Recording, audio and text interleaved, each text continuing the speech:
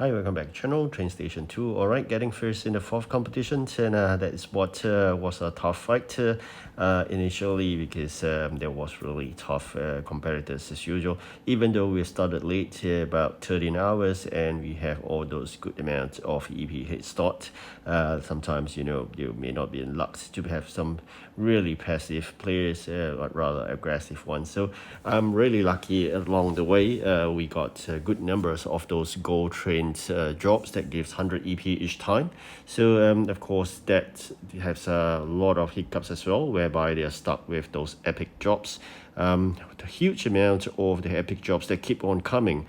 Even though you skipped once, you watch a video to skip a second time, it just keep on coming, and it became a hassle because without the epic train, they just stuck that job and you can't do 100 EP job at all. So you can see here, I've replaced that purple train job and we got back to this legendary. So sometimes you may be lucky, one replacement, you get back your legendary gold train job.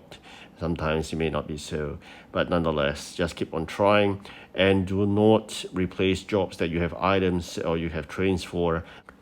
So just keep on those replacement only for, like, you don't have a purple train, then just do that. Otherwise, do not use it. So there's something you're saving for rainy days as usual.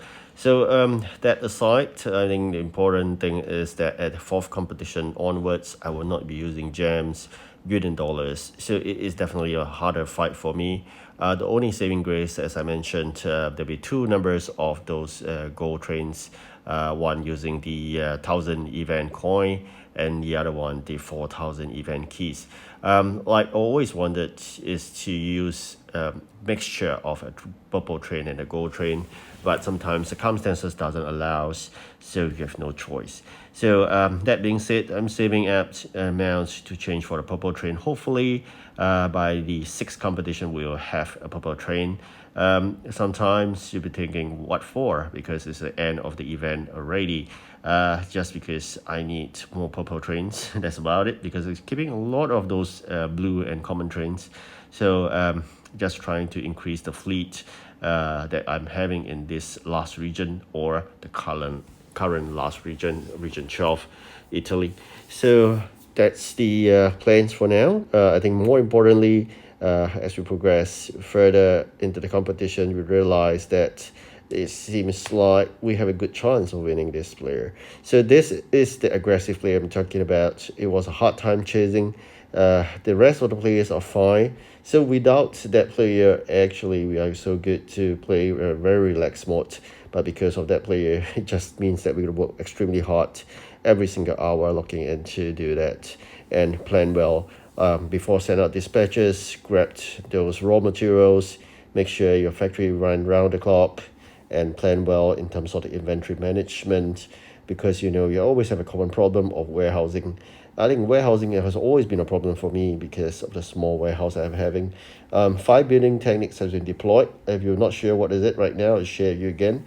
5 building techniques is basically having the 5 buildings laid out and no other buildings. They're all kept in inventory. And then continuously, the 5 buildings of low levels will be replaced once they have been leveled up, and then another 5 of a lower level will be put in place. That's how it works. So every time you have 5 building layouts, you have 4 building requests. You're going to complete them so they can improve your building levels, and of course with that comes with population increase, right? So before that, I'm going to share with you this new purple train I just received. So with this new purple train, another collection items down. Really happy with that, and I just checked out what's left. I believe is 2 gold and 1 purple. Yep. So these are the last 3 trains in Italy itself have not collected. Huge amount of common trains, of course, because I'm not wanting to sell the duplicates, but at this juncture, keep as many as I could.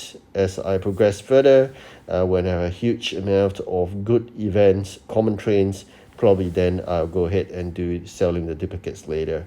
As of now, just keeping for just in case. All right. So the back to the warehousing problem, as mentioned earlier. The other thing about it is to replace the 5 buildings. Make sure you do that with lower levels, so in a way easier to get that replacement with the replace buildings request done, and then with that keep on doing it and increase the population for warehouse upgrade. And with that, just about warehouse increase space, you also have another method which I always use, using those non-event factories to store productions, and then with the input tray, that will be additional warehousing, because for example I can cancel the order for chairs, get back timber and nails. All right, so that's how you go about warehousing, which I repeat almost every video I mentioned this. So the train wise, you're going to increase capacity of one. I'm aiming for of 80 capacity, so that you can grab the maximum amount of gold in every single region. As of now, region 12, my maximum is going at 76. Hopefully we get an 80 soon, so we know the maximum amount of gold we can collect from Italy itself. All right, happy to share. This is the first. We got 350. Going to spend 50 coins getting all the coin packs, and then remaining 30 onto parts of as usual. No other things could be exchanged at this juncture, as we are aware of how Pixel have done things. Unlike the previous time, we have an unlimited amount of gold. Yes, you hear me right, unlimited.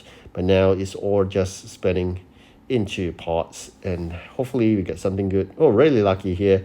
That means I can upgrade my 76 to probably 78, I believe, with the good amount of legendary parts. And of course, it's extremely expensive. With 400 over 1,000, I believe it costs a lot. Right, so thanks so much for watching. Do like and subscribe, and good luck for the next competition. Goodbye.